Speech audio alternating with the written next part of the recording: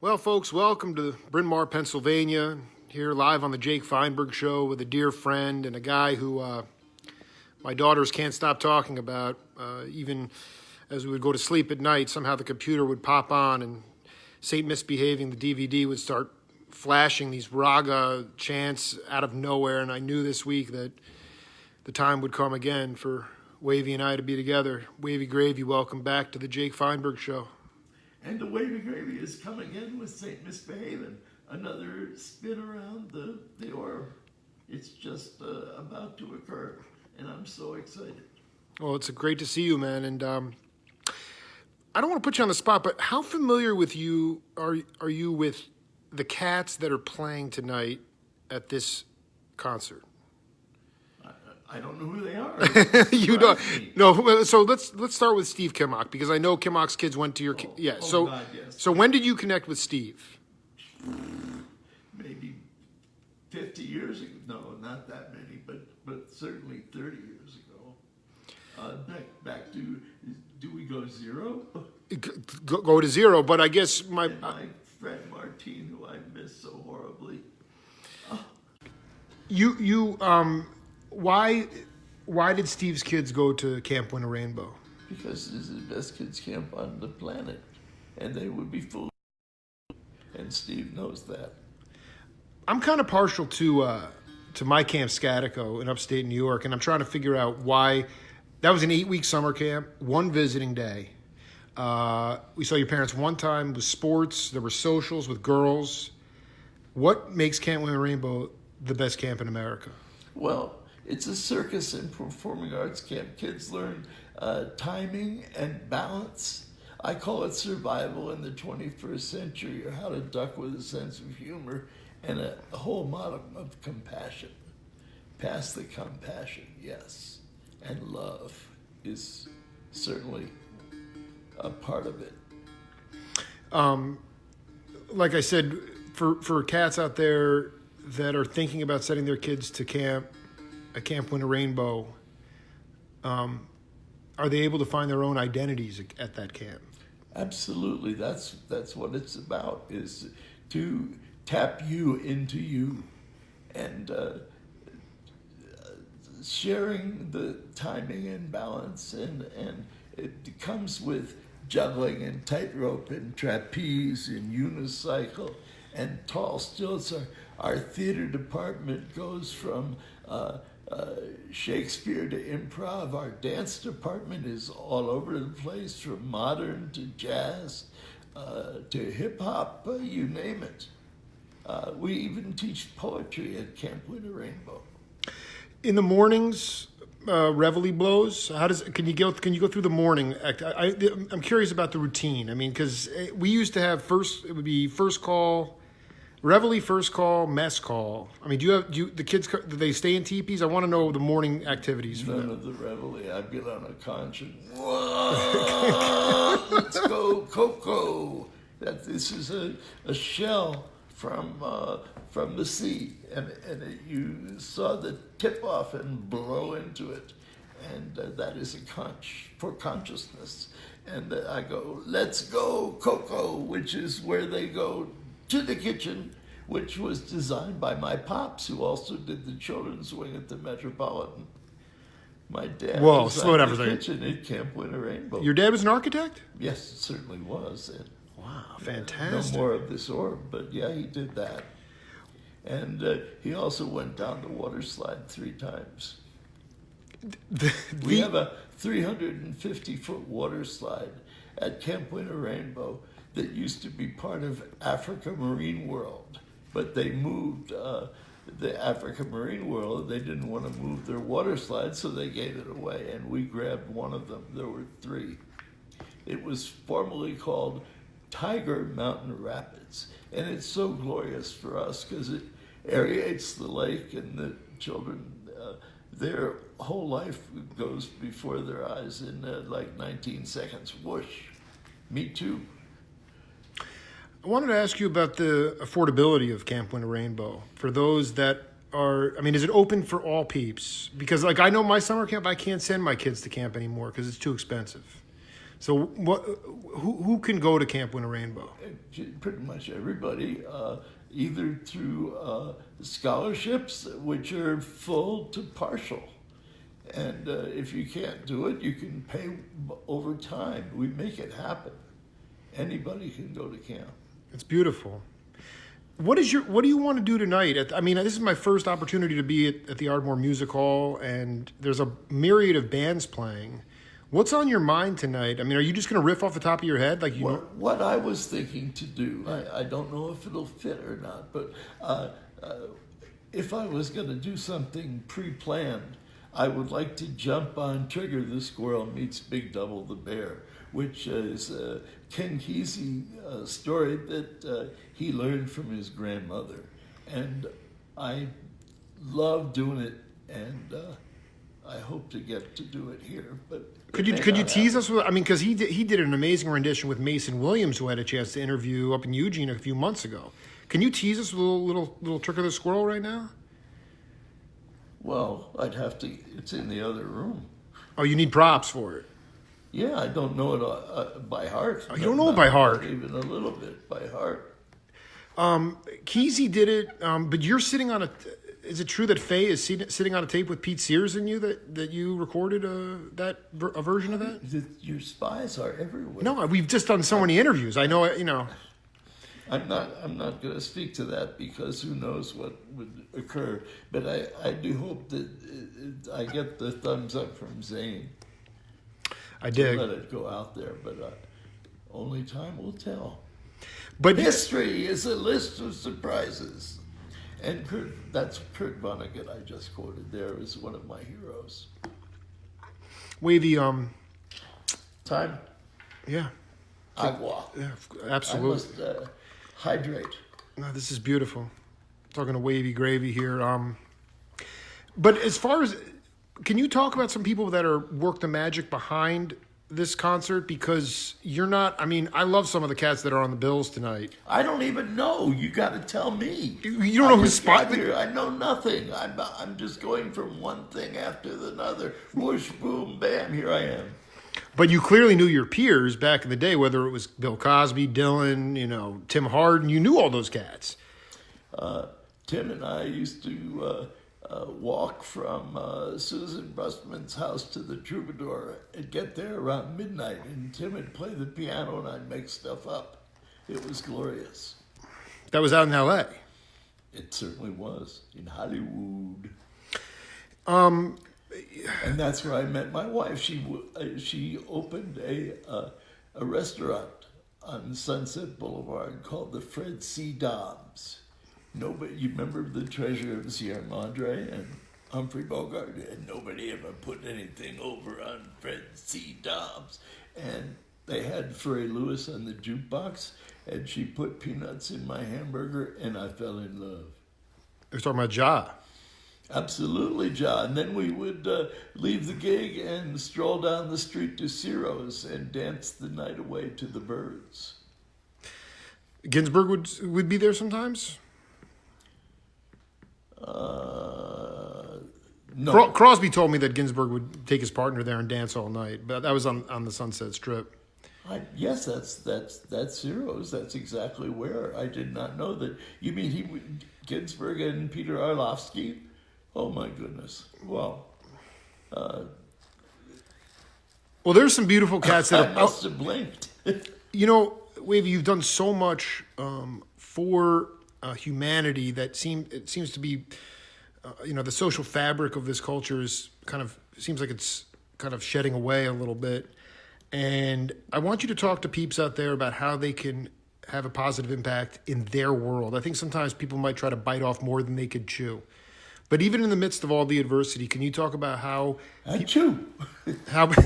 how people can change their life, how people can change their world and make a positive difference in their world? Well, Harpo Marx said, "If all else fails, stand on your head." Right, because of gravity, you will smile. Quite helpful to get you smiling. Okay, and laughter and smiling is the beginning. But what you want to do is find out what lights up for you.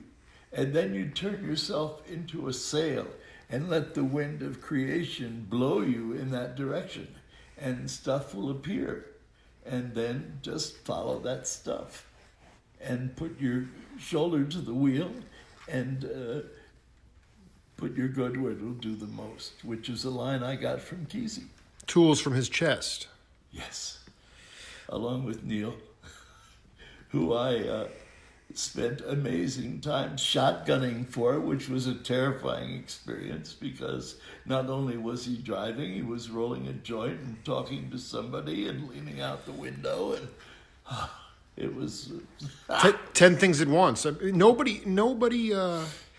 Can you talk about how those guys visit you now? Do they come to you in visions and dreams? I mean, you guys are kind of running parallel circuses with the medicine, with the hog farm and the pranksters. It's a great line of William Butler Yeats. He says, "In dreams begin responsibility." You talk about somebody finding the glow. Jamie, I'm pinching. How did that pop? What's that about? That was fun. When did the glow come for you? The light. You talk about people finding their own light, their own glow. Was it when the Oakland Children's Hospital came to you? Oh my God! Back in the beginning of I think driving across the free world. First on the roof of Further over the Rockies, and then on our bus, the Sterling Hog. It was Sterling Ho. It was given to us. There was a benefit for us at this pavilion in England, and the proceeds of that bought us this bus, which was a Leland bus that on the destination sign it said Sterling Ho. It was one of the places that it would go. On the end of that ho, it made it a hog, and the Sterling Hog took us from London to the Himalayas. And it was on the roof of this bus that I cruised down the Khyber Pass. Whee! What an experience. The wind on your teeth. But we can't do that anymore. Well, not in the free world. Over there, certainly you can. Absolutely. But what is it? What was the most important thing that you took away from that experience? Because most Westerners, it's not even viable anymore. Well, people were so open to us as we traveled from Kathmandu, where we built a playground for kids. The hog farm did, and then traveled down the trail towards Annapurna, and stopping in little villages, and they would put us up and take care of us. And we said, if ever our life circumstances should occur that we could give back, the beauty and the kindness and the sharing and caring that they bestowed on us, we would be so honored and thrilled. And it came to pass that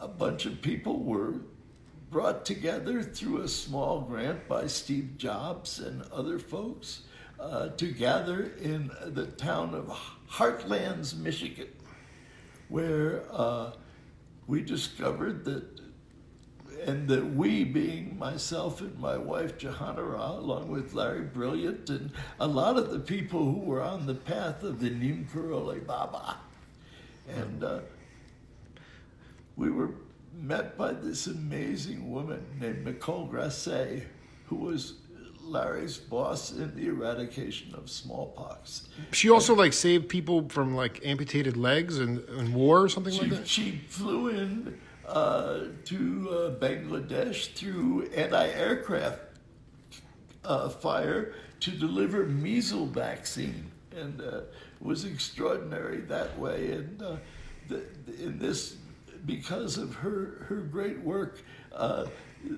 it was possible that the crowned heads of Nepal were honored for us to take on needless blindness, as 80% of the people in the world that are blind don't need to be. And Nicole threw that statistic at us, and our hearts were moved. And that was the beginning of Seva. And I was asked to try and get a band to play for this cause. They suggested I try to get the Grateful Dead, and I thought, fat chance that, but I had my marching orders, and I got on an aircraft to go to San Francisco, and who was on that very plane but the Grateful Dead? And they had no parachutes, and they had to deal with me. And I started with the drummers, and Billy and Mickey, yeah, they were always they easy. were easy enough. Jerry is always, might as well. That's Jerry's line, might as well. And Phil came along for the ride. And Weir was on our advisory board and has been with us nonstop throughout this whole amazing odyssey. So the first show was at this, God, where was it? It was Bill Graham production. Bill didn't know it was a benefit. Why am I the last to find out these things? He was pissed, yeah. God damn it. But I'll tell you something. I was backstage and sitting in Jerryland with Steve Parrish, who was Jerry's roadie, and we're getting delightfully altered when Bill wandered back and handed me a piece of paper. And I opened it up, and it was a check for $10,000 for Save. I said, Bill, why are you doing this? Because you didn't hit on me, Wavy. Because you did not hit on me, my friend. That's a correct quote. That's because you heard me go this route. More water. before. No, I mean, you're doing, I mean, I want you to talk a little bit to your generation about the idea of, I mean, you've lived on ice cream. All your peeps, all your peers, they have these regimented diets, exercise, and they're gone, and you're still here. Body by Ben and Jerry. But the spirit. It's about the spirit, the healing spirit. Can you talk about how you have maintained Wavy? It was so sweet of Ben, who I proceeded to drive me across the country to, God, where was I going? I think somewhere in Vermont. Would make sense, from yeah. Vermont. Maybe Right. I started in Vermont, and was, oh God, my chromosomes have amnesia. But by the time I got out of the car, he knew that it was correct to come out with a flavor, and it took over hundreds of flavors. They would send me in our hog farm domicile huge cartons of ice cream in different flavor. The poor postman would come in trembling because there's these boxes with smoke coming out of it. It's not a bomb, it's ice cream, yes. And I would taste it and say, that's good. And it took 200 flavors to come up with Wavy Gravy. A chocolate fudge hazelnut swirl with toasted almonds in it. Excellent, gorgeous, tip-top flavor, and it lasted for several years. And then they had a contest to see what flavor they wanted to bring back out of the graveyard, and Wavy Gravy rose to the top of the heap again, striking, and maybe, who knows, even a third time it could happen. Was there a flavor that almost got the nod before the 200th one? I don't know. My chromosomes have amnesia. Absolutely. As you're well aware. I suspect not, but maybe. Can you talk about how you met, the first time you met Jimi Hendrix? Oh my God. Was it at Cafe? He came into the Gaslight, yes. Jimmy came into the Gaslight. Just back from England. He was wearing a Sgt. Pepper jacket, and he was jamming with John Hammond Jr. And then all of us walked, me and Jimmy and John, etc., walked toward this warehouse on the Hudson River where he hooked up with Eric Clapton. and the two of them jammed until sunrise. It is some of the best rock and roll I've ever heard in my entire life. That was the first time you connected with him. Yes. And then you saw him at how much did At you? Woodstock. I'm curious about, because you did a heck of a job with security there. You introduced granola to all the cats. It was called something. I remember the promoters, how are you going to establish the police force? I said, well, we'll use these armbands. Well, how many armbands are you going to need? So Ken Babbs from the Pranksters, he says, how many people are you expecting at this thing? I said, well, there could be 100,000. He said, well, that'll be sufficient. And they got really nervous. And we settled on like 500. And we made up these armbands. But we kept making them. Unbeknownst to them, and we put about 10 of them in our pocket whenever we go out in the crowd and we see somebody act responsible. We give them 5 and tell them if they saw somebody act responsible, they give them 1. So by the end of the Woodstock Music Festival, many people were wearing these armbands, which were red with a flying pig in honor of the great pig Pegasus, the first black and white female candidate for president of the United States. What year was that? Well, God, it must have been 69. Did you have to do? I mean, how much crowd control? I guess that's the wrong word, but management of crowds did you have in the past before you got the nod to do that? We just wherever we were, we try and be that way, and we'd see somebody who was acted up, and we'd try and charm them with humor. But you also empowered people there too, because people were having bad trips, and you'd go to the wharf rat tents, and then all of a sudden you'd say, "Listen," you'd show them how to do it. You'd say, "Hey, your name is Bill," and they say, "Yes, I know my name," and then you'd show it to other. You take a little acid, guess what, Bill? What? It's going to wear off. Thank you. But you really empowered a lot of regular people at that concert. Well, everybody's a regular person. And everyone is a genius just being themselves. That's the line I got from Thelonious Monk. Sphere. Who I used to open for back in the day when I would do tongue dancing, stand-up comedy, which began as my poetry at the Gaslight. And as I got sick and tired of reading these poems, you can only write so many poems so fast. Perhaps a poem, Joe's song. Once upon, and ever since I was a child in a child's world, I have wept a child's tears and built a child's wall of clay and stone and colored years, of poems in paint and virgin gold.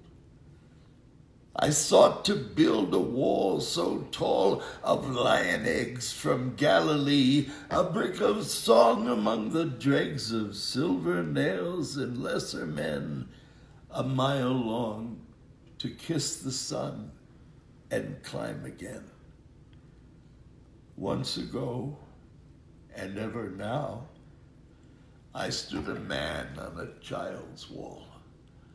I stopped and prayed to spider webs and roses of the sea. I spoke as one with all the earth and knew the pain of birth and death to be the same without my wall. Once upon and ever furled, I stand alone with all the world. Joe's song. Hey bop bop boo doo bing bing, funk bop boo doo bing bing, bing bing funk. Do you remember where you were when you got the news about Colin Walcott? I didn't never get the news about Colin Walcott. He played sitar for some of my. He was your first call cat. Yeah. On all when these. When I did this piece, what was it called? At the Piper. Gates of Dawn, Yes. from The Wind in the Willows. Can we hear some of But that I Piper don't at the know Gates? what happened to him. You don't know what happened to him? No, I have no idea. Are you really? Are you being Really? serious? Okay, I'm just going to tell. This is a heavy story because he was in that band Oregon, right? Yes. And they were driving on the Autobahn in Germany, Tomb. and they had a horse trailer in the back with their instruments. And Colin was in the front with the driver, and it was foggy out, and they ran head first into a dump truck. Oh my God. And then a huge van from behind came and hit the back of the horse cart. Everyone would have died, but that trailer saved Ralph Towner and Paul McCandless. Colin died in that. Nobody tells me anything. But Can I hear some of the Piper at the Gates of Dawn? Do you No. No? no, I can't do that. I'd have to have the book in hand. I would love to. How would you? It would be Yeah. It would be extraordinary to do that. That's a good idea, though. Yeah. I think. wonder what happened to our recording. Well, I want to ask you something about the studio because It ended up in a vault. Richard Alderson did that recording. Richard Alderson did all amazing sound work. He buddied up with Chip Monk. Chip did lights and Richard did sound. And when I was being a beat poet and tongue dancer extraordinaire, they would hook me up with the best of sound and lights in my advanced tongue dancing. because the albums that you're on, again, I'm going to use the term, the name Hugh Romney. You're not Hugh Romney anymore. You're Wavy Gravy. But the albums that you've done are absolutely impossible to find.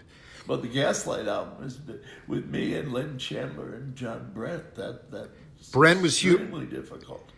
But when you were in the studio with Colin, for instance, like what was your attitude like? How did you record in the studio? I mean, the jazzers were one thing. I mean, they like to have full creative control of their music.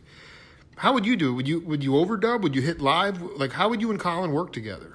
I remember nothing. It was Richard Alderson, I do believe, that did all that stuff. He's around again. He went off to Mexico with some wealthy princess. Yes, And, he's around. I would love to talk to him. yeah, he's in the cement apple. I think you could dial him up. I ran into him a bit.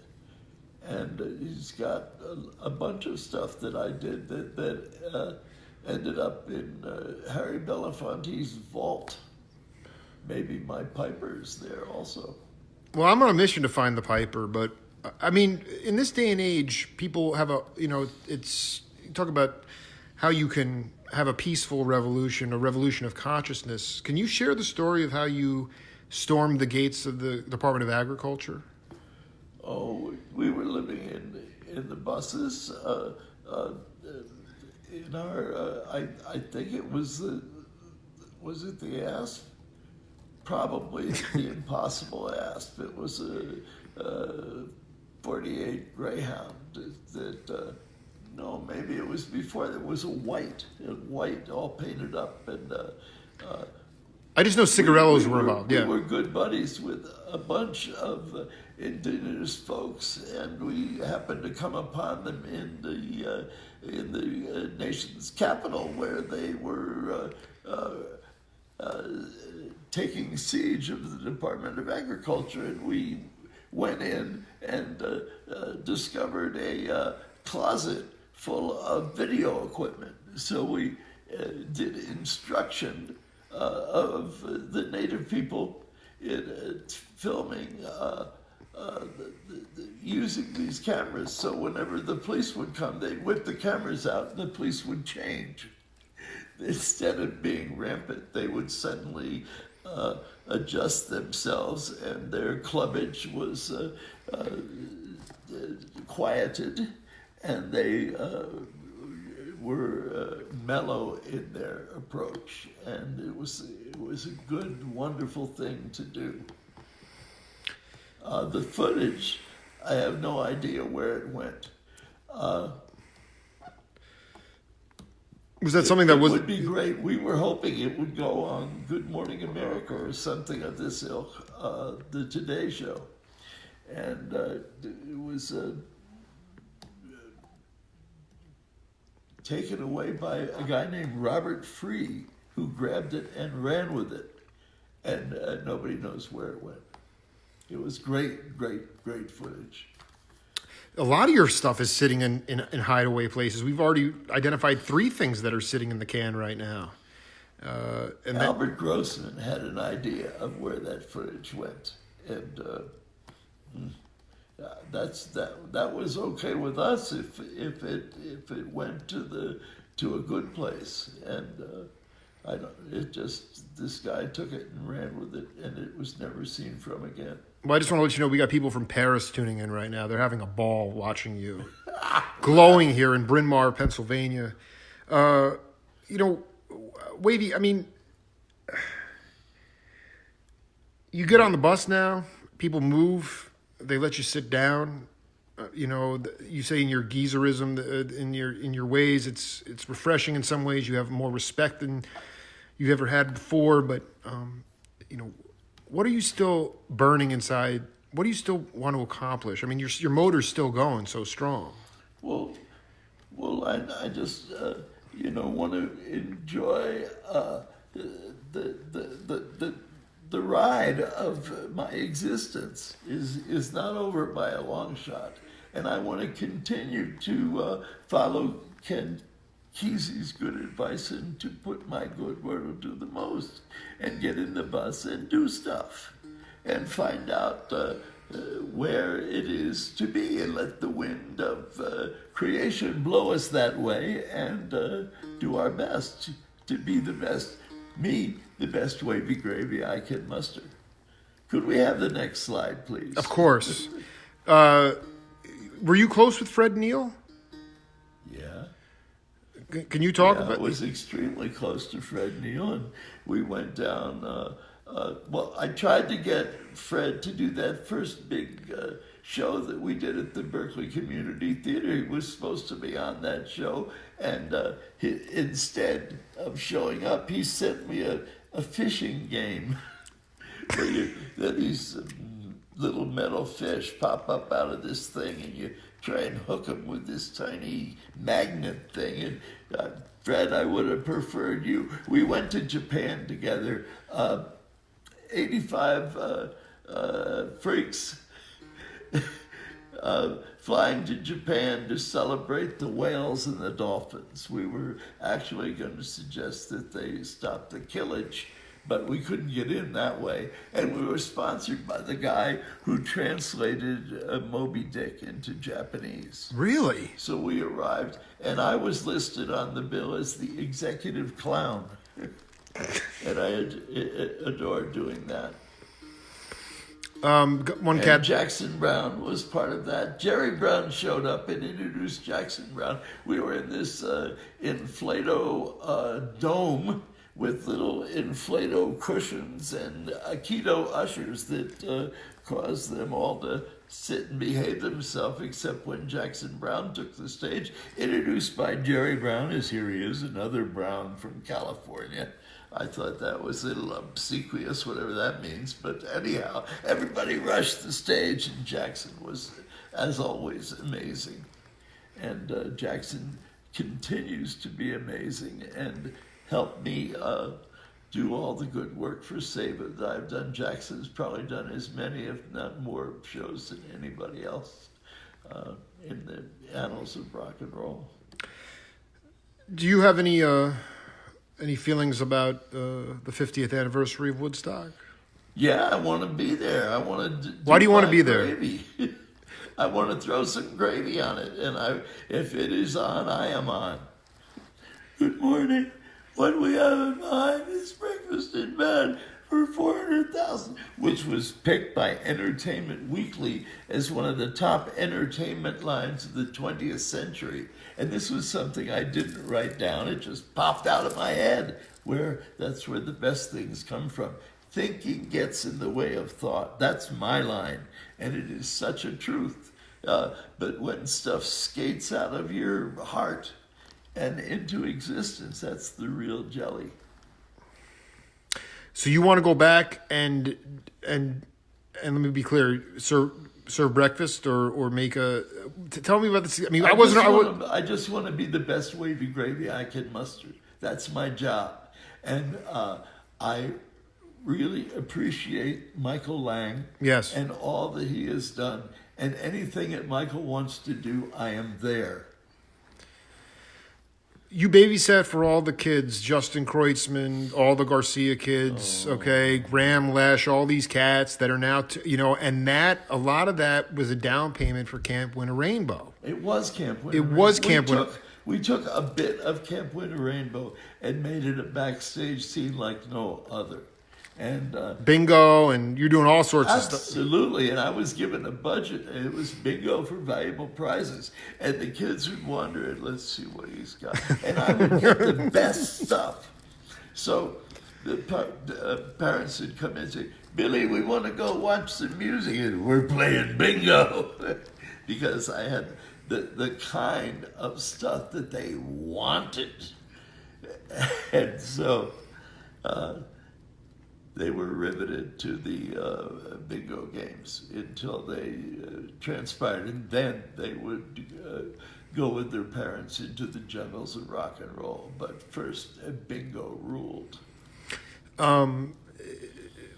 When Jerry was in, I was talking to my friend Stu before about the doldrums of 83 and 84, and you told me something really interesting, that when you would see Garcia, you guys would talk about artists. Because he was a great painter. Who were these artists that you would see, and then you would be able to talk to him about? Art. Well, whenever we'd have these art books, I had this great sculpture. I'm trying to think of this guy's name. He would do stuff with trees. Yeah, I should know it too. Yeah. And we'd lay out this book, and we'd go through it one thing at a time, and just see what melted our hearts. And it was such fun to go through art with Jerry. Well, before I let you go, I just want you to talk a little bit about Tools from the Chest, Ken Kesey, and I guess ultimately the lineage of love and creativity, and I guess, would you say thinking gets in the way of thought? I mean, yes, it does. Can you just riff on some wisdom here to the people around the world? It's spontaneous, but I remember looking out the window and seeing all these TV broadcast trucks, and I knew that somebody from my team had expired. And they came up and told me it was Ken. And they asked me, what was the gift of Ken to me? And I said, they expected me to say some acidy thing, and I said, no, he gave me my family values, and suggested to reconnect with my parents. I called my mother and dad afterwards, and they were stunned to hear from me. It was such great advice to reconnect with my beginnings.